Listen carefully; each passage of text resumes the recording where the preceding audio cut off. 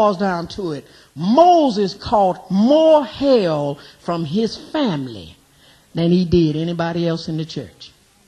Now, he caught hell from others because at some time or another, the whole church murmured, remember, and complained. But his greatest fight, Phil, came from his family, blood, kin, who sometimes feel, and listen at this carefully, I'm trying to rush on to the point. This is heavy stuff.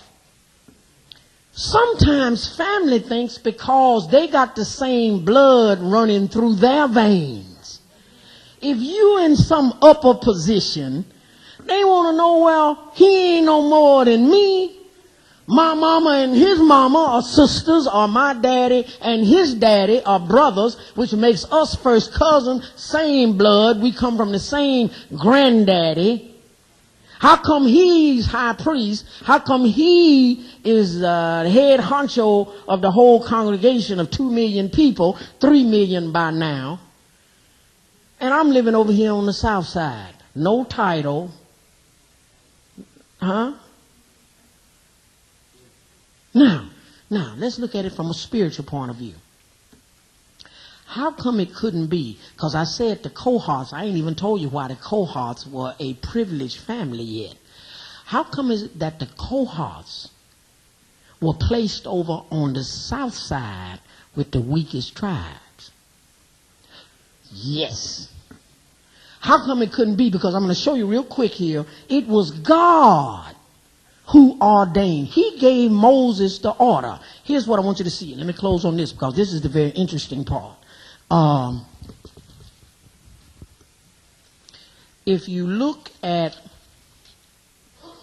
turn to Numbers 7.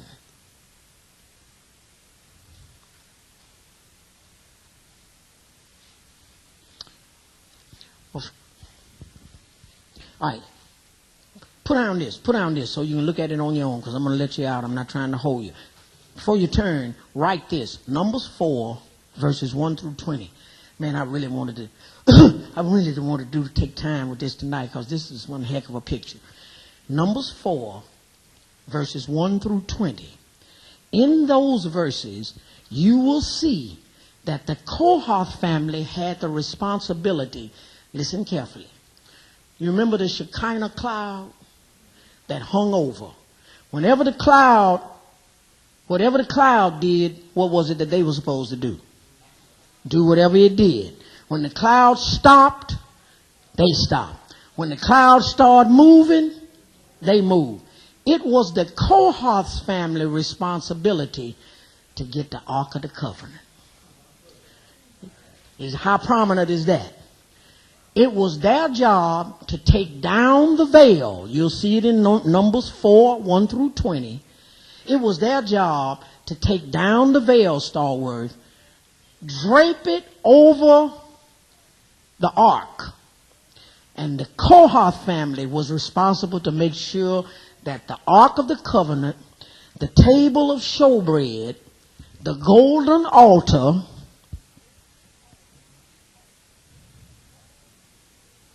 the lampstand, and all the supporting furniture, it was their job. They moved first. When the cloud moved, you didn't go pull the pegs out first. You didn't go and jerk down the canvas to the wall. The first family to move was the Kohath family. Go get the ark. Ain't that in the right order? Let God be first. So they went and got the ark. They took the veil down, covered the ark, and it was their responsibility to take care of the ark, the table of showbread, the lampstand, the golden altar, and all of the implements that went with that. Then everybody else would fall in line behind that. All right. Now, here's the clinch. There were some wagons. Put that down. There were some wagons, and there was some oxen that were given to help carry, Sean, all of the stuff of the tabernacle. Now, if you look at number 7, put that down, number 7, verses 1 through 3. Moses made a very strange division of the oxen.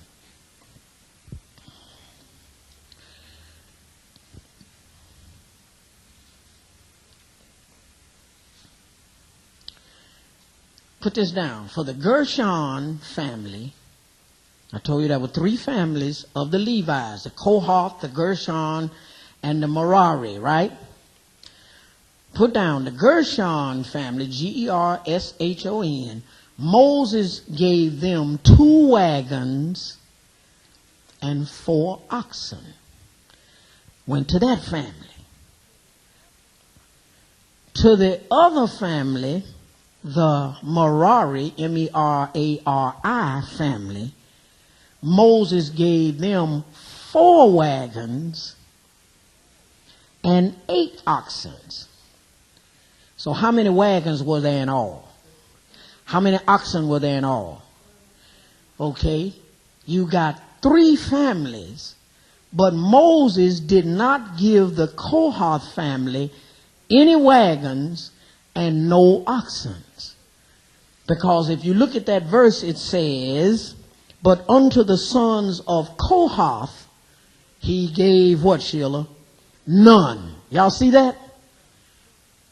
Now, Korah is really pissed. They're giving out wagons. Yes, sir.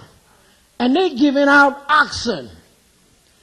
Here's the other 3 families who are also of the tribe of Levi. Not only am I living on the south side, but when they give out wagons and oxen, we don't get a wagon and we don't give an oxen. The text says, but to the sons, to the what? But unto the sons of Kohath, he gave what? None. Why? That's right. That's right. It's down there. You ought to see it. It's down there. God, the ark, the table of showbread, the lampstand, and the golden altar, and all of the implements that had to do with the ark was not to be placed on an ox cart that would be shaking and sliding and bumping. That was all right for poles that held up the tent. That was all right for the goat skin. That was all right for some of the other things, that the pegs that held the rope down, or the rope. That was all right for that stuff. But for